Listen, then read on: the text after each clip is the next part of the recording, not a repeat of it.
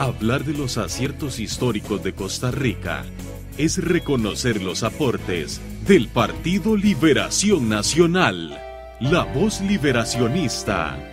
Desde la Asamblea Legislativa compartimos con usted las voces de Liberación Nacional. La lucha y en San Cristóbal. Hola, bienvenidos y bienvenidas a este su espacio, la voz liberacionista. Les saluda Rocío Álvarez Solazo, directora de comunicación de la fracción de Liberación Nacional. Esta semana nos acompaña el diputado Rolando González Ulloa, con quien vamos a conversar sobre la crisis, la atención a la crisis mejor en Upala. Bienvenido, don Rolando. Buenas tardes, amigas y amigos. Muchas gracias, Rocío. Don Rolando, antes de comenzar el programa, usted me mencionaba algo muy impactante.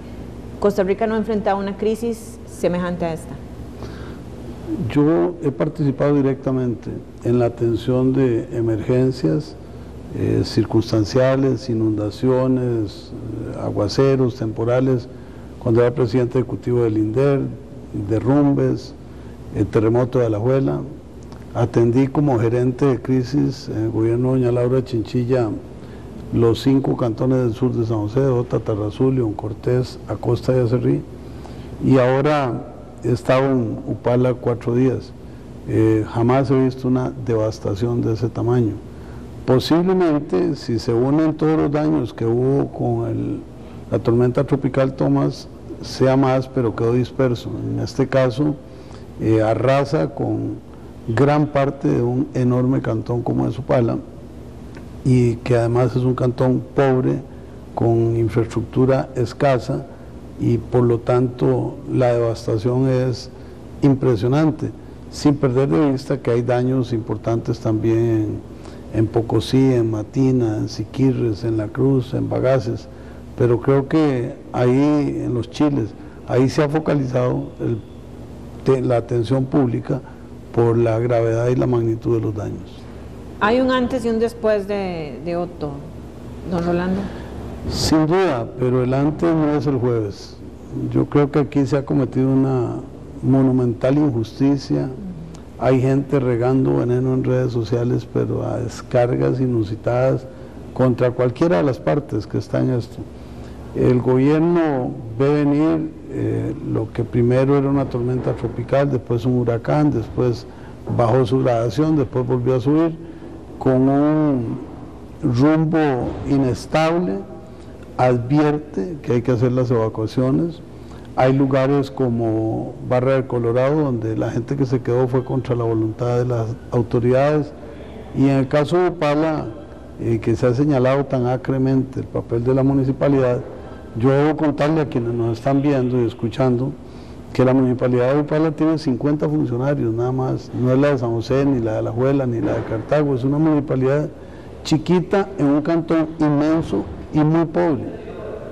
Aún así, previeron junto con la Cruz Roja y el Comité Local de Emergencias, el que ha sido tan descalificado, hacer la advertencia con todo lo que hay en medios nacionales y con perifoneo local y aviso en las casas.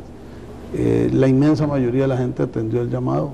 Hubo víctimas mortales, desde luego, ante la arremetida del río Zapote que se desborda y los vientos que levantan techos y botan casas. La respuesta, hubiéramos reunido ahí a todo el gobierno de la República el jueves o el miércoles o el martes, y los daños hubieran sido igualmente cuantiosos, y en vidas humanas jamás uno puede dejar de lamentar la pérdida de alguien, pero esto pudo ser muchísimo peor. Entonces yo oigo, por ejemplo, la descalificación contra el alcalde de Upala por la crisis, y resulta que las personas fallecidas en Upala y Bagaces son muy parecidas, y en Bagaces la magnitud fue menor, la organización es mejor porque es más chiquito todo el impacto, muy importante, humana y estructuralmente, pero Upala fue devastado. Entonces no es que el Comité Local de Emergencia no reaccionó, es que era imposible enfrentar esto. Y creo que las mismas autoridades de gobierno deberán reconocerlo algún día. Yo le puedo contar sin darle detalles, Rocío. Hoy ya pasó jueves, viernes, sábado, domingo, lunes, martes. Hoy a esta hora hay comunidades donde no ha llegado absolutamente nada, ni nadie. y están una multitud de voluntarios, todos los recursos que el Estado ha podido meter. La fuerza pública es quien lidera toda la distribución de alimentos. Para los detractores, la Municipalidad de Upala no ha recibido ni un kilo de arroz, nada. Todo se ha mandado a bodegas que son controladas por seguridad pública, por el OIJ y en el inicio por la sociedad civil. Pero ni en el edificio municipal ha habido bienes, ni de ahí se han entregado bienes a nadie. ¿Por qué menciono esto?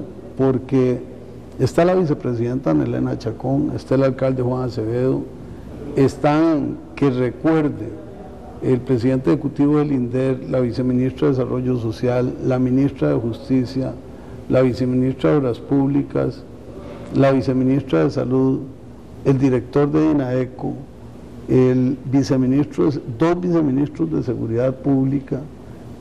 Es un ejército de gente calificada y no dan abasto.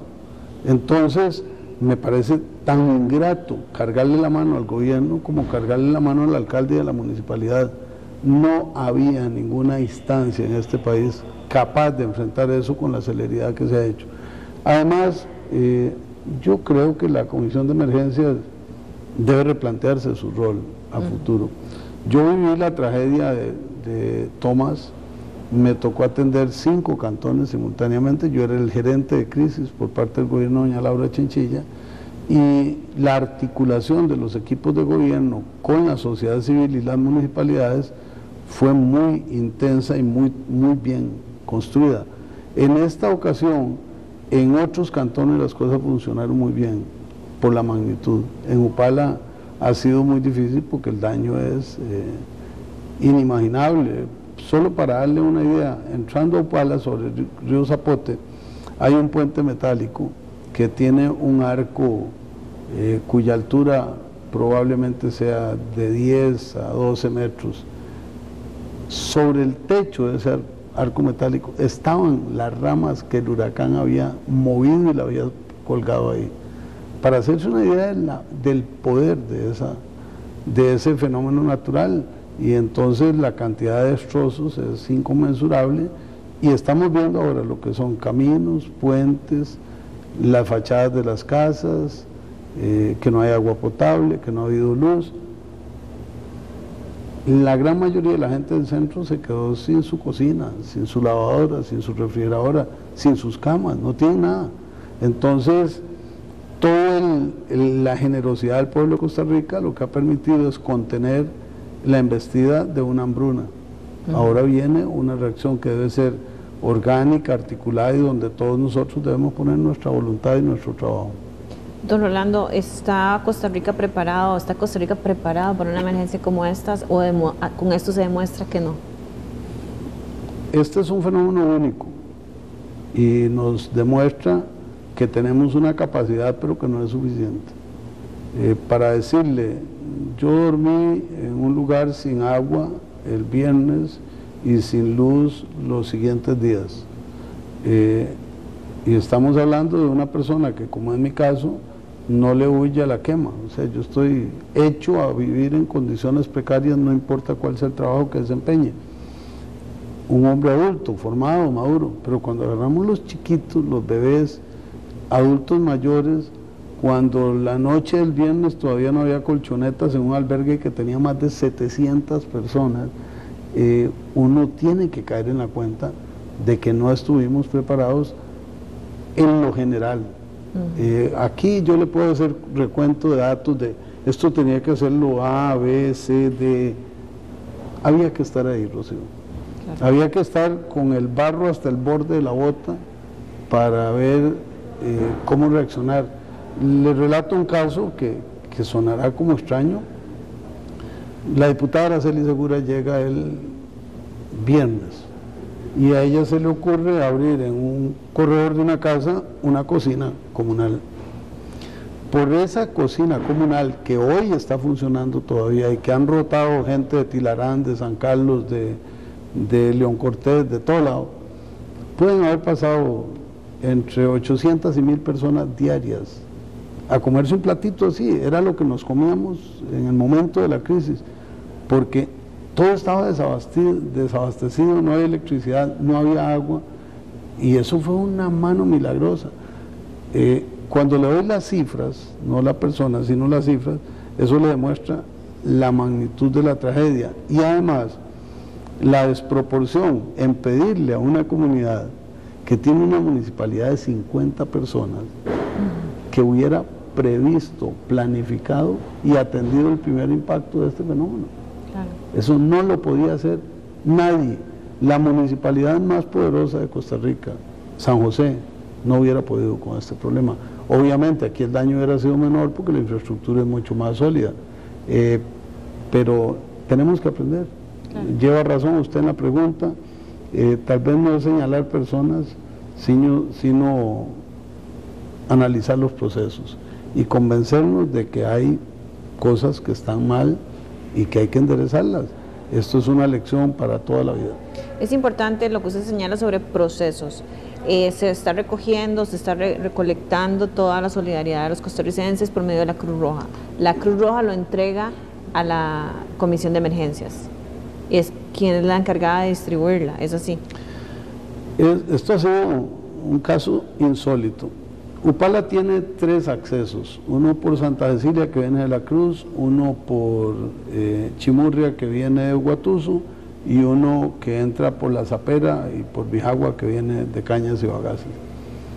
Se atascó todo, tal era la cantidad de voluntariado y de mirones perversos, porque tengo que decirlo crudamente, pero era maravilla. Y entonces oía a un alcalde decir a un medio de comunicación, es que me devolví porque era un desorden. Por Dios, ese alcalde nunca ha vivido una emergencia, no tiene la menor idea de lo que es manejar una crisis de esas, pero fluyó el voluntariado. Entonces se estableció una comisión, municipalidad, MOP, comisión de emergencia, para ver temas de maquinaria y vaciar de una vez esa área. En la de alimentación arrancó una mancuerna que era municipalidad, IMAS, INDER, Fuerza Pública, Sociedad Civil. El voluntariado fue impresionante, pero después, para darle un poco más de tono a la autoridad, entonces se le pasa el bodegaje y distribución a la Fuerza Pública del OIJ, y la investidura le da más seguridad y tenían los equipos que nadie más disponía. Llegaron una enorme cantidad de camiones a las bodegas que dispusimos, pero otra igual cantidad fueron a distribuir a las comunidades que se les ocurrió. Entonces hubo gente que recibió 2 o 3 veces y gente que todavía hoy no ha recibido. No por abulia de nadie, no por apatía, no por descoordinación. Es que no nos podemos hacer a la idea de que Upala es un cantón del tamaño de Belén. No, Upala es un gigante, y un gigante que tiene llanuras, montañas. Les relato la última información de ahora, hace una hora. Van a distribuir a un pueblo fronterizo y de pronto descubren que hay alguien que está llevándose los alimentos para el otro lado de la frontera. Eso es porque es un terreno gigantesco, y el otro es diferente. Gente del otro lado de la frontera que vino a que los atendieran porque no tenían atención del gobierno de Nicaragua. Para que se haga, quienes nos están viendo, una idea del tamaño de las tierras upaleñas y de los requerimientos humanos que hay. Yo le confieso, regreso cansado físicamente, muy golpeado emocionalmente, porque me congratulo con la solidaridad, pero me destroza el corazón la miseria humana de quienes usan las redes sociales para golpear y golpear y golpear. Hoy leí una publicación que hizo una funcionaria de San Carlos, tan vulgar, tan indecente, que dice que el alcalde de Upala está organizando una movilización para echar a Nelena Chacón de Upala, y ellos reunidos ayer juntos con el defensor adjunto en busca de la plataforma de lanzamiento de lo que viene, que el alcalde de Upala había escondido los mapas de las zonas de impacto. No existen los mapas de la zona de impacto. Estábamos entrando con vaquianos, los que no conocían, y solo los que sí conocíamos, pero tampoco nadie le llega a todo Upala. Y la tercera barbaridad era que solo se le daba alimentación a la gente de Liberación Nacional y hasta 5 tantos, y la alimentación la distribuye la fuerza pública. Entonces, cuando uno ve este tipo de miserias, el corazón se le desgarra, pero hay que reponerse y echar para adelante. Pasó una que la comento porque aquí esto quedará grabado para que después se pueda constatar. El alcalde tenía 5 días de estar metido en la municipalidad, solo iba y se cambiaba de ropa y venía prácticamente sin dormir, ni comer más que los platitos de comida que cruzaban la calle. Es diabético, y entonces el domingo yo le insisto en que vayamos a buscar lo que esté abierto para comer, y nos encontramos un lugarcito en Colonia Punta Arenas. Ninguna de las 4 personas que fuimos sabíamos siquiera que había habido fútbol ese día. El negocio estaba lleno de gente, habían terminado los partidos, y yo, que soy tan fiebre, no sabía qué había pasado. Nos sentamos a comer y un muchacho tomó unas fotos y las subió a redes sociales diciendo que el alcalde, en lugar de estar trabajando, estaba bebiendo whisky en un bar. Y resulta que Juan Acevedo es abstemio, resulta que es diabético, resulta que había dejado abandonado el tratamiento, resulta que un amigo se había preocupado por él y le había dicho vamos a comer. Y ahí comiendo, en las fotos se ve cómo los dos estamos con los teléfonos activos, porque estábamos resolviendo la llegada de alimentos de la Municipalidad de Belén a las bodegas, y estábamos resolviendo una donación de 15.000 litros de agua de Tilarán que iban a hacer para el hospital, ya no se ocupaban y había que ubicarlas a esas horas de la noche, lloviendo en todo lado. Con eso nos hemos topado. Pero bueno, eso es parte de la vida. Creo que, como usted dice, Rocío, hay que aprender. Todas estas son lecciones.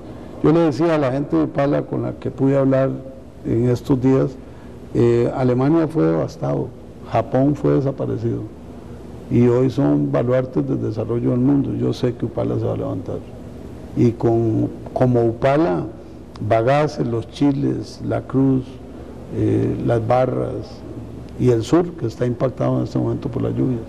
Don Rolando, yo entiendo que haya historias muy lamentables como las que usted me menciona, en las que se utilizan las herramientas como las redes sociales para perjudicar en lugar de ayudar, que en ese es el momento en que realmente se lo necesita. Pero también hay historias de solidaridad. Tengo conocimiento de una familia que llegaron y le ofrecieron comida, un diario, y ellos dijeron que ellos ya tenían, pero que a 5 kilómetros había una familia que no había recibido nada. O sea, la gente está siendo consciente. Claro, como esa y otra. Una familia pide que les den pañales para su bebé, y entonces llegan voluntarios y le entregan los pañales. Todo era barro, entonces la señora se devuelve para darle los pañales a la bebé, y cuando oyen que les pega unos gritos y se devuelven a ver qué pasó, no, mire, es que estos pañales son de otra talla, puede ser que les sirvan a otro bebé, en lugar de dejármelos aquí, lléveselo. Entonces no tenía para su chiquito, pero se preocupó de que otro chiquito tuviera. Donaciones de sillas de ruedas, por ejemplo, de alimentos de todo tipo, cosas que uno en la vida ordinaria no piensa, de alimento para animales. Tuvimos que hacer una bodega específica para eso, porque con las lluvias el ganado no tenía comida, entonces estaban metiendo las pacas de heno a una bodega gubernamental, otra vez control absoluto. Igual la alimentación para perros. O sea, yo vi en el albergue más grande la gente durmiendo con su animalito a la par porque el temporal no permitía hacer otra cosa. Seguimos aprendiendo y seguimos creciendo, porque las adversidades es como ir al gimnasio, nos obligan a sacar lo mejor. Don Rolando, fue muy importante su presencia en la zona, porque es de primera mano que tenemos de la realidad, que diferente a lo que mencionan las redes sociales o los medios. Le llamó la atención la articulación de las instituciones. ¿Hace falta? ¿Cómo podemos continuar esto? Estamos crudos para esta magnitud de evento. La articulación ha funcionado muy bien en otros lugares, pero cuando se trata de uno de este tamaño, aquí no hay capacidad. El primer embate lo absorbe entero una municipalidad chiquitita y pobre. Eso es jueves, es viernes, es el sábado, cuando ya entra la fuerza del gobierno y se juntan todos los eslabones, que hoy dan cabos sueltos, porque Entre los efectos inmediatos, y eso usted, Rocío, que es persona que se maneja eso, lo entenderá, perdimos la comunicación telefónica también, porque era tal la cantidad de lluvia, la cantidad de gente, la cantidad de contactos que estaban en redes, que nos colapsaron la comunicación entre las instituciones y las organizaciones, y radio tenía solo los de la Comisión de Emergencia como corresponde. Ya luego empezaron a unificarse, ya los chats empezaron a moverse, el ICE se movió rápidamente y fortaleció un poco las capacidades de comunicación. Se confirma, como le oí decir al diputado Edgardo Araya ayer, las bondades de la institucionalidad de este país. Claro. Pero yo debo decir, sin duda alguna, que fuimos insuficientes y que la coordinación alcanzada no era la óptima, no por personas, sino por realidades. Sí se pueden mejorar los protocolos, sí se debe revisar todo lo que pasó y reforzar lo que sea el caso. Y algo esencial, enseñarle a la gente que los fenómenos naturales no se pueden andar con correa, son lo que son. Y nos deja una lección que ojalá nos rinda para el futuro. Con el mensaje de verdad de esperanza también de que el pueblo de Upala se recupere y las zonas que fueron afectadas, vamos a darle seguimiento, don Rolando, y lo volveremos a invitar. Así es, y como nunca falta algo bueno también que decir, vamos a celebrar un aniversario más del 68 de la abolición del ejército. Sí.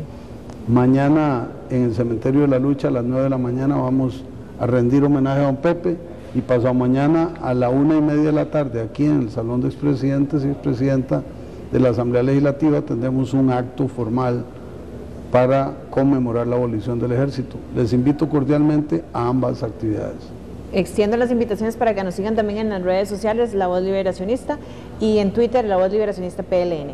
Muchas gracias, los esperamos la próxima semana.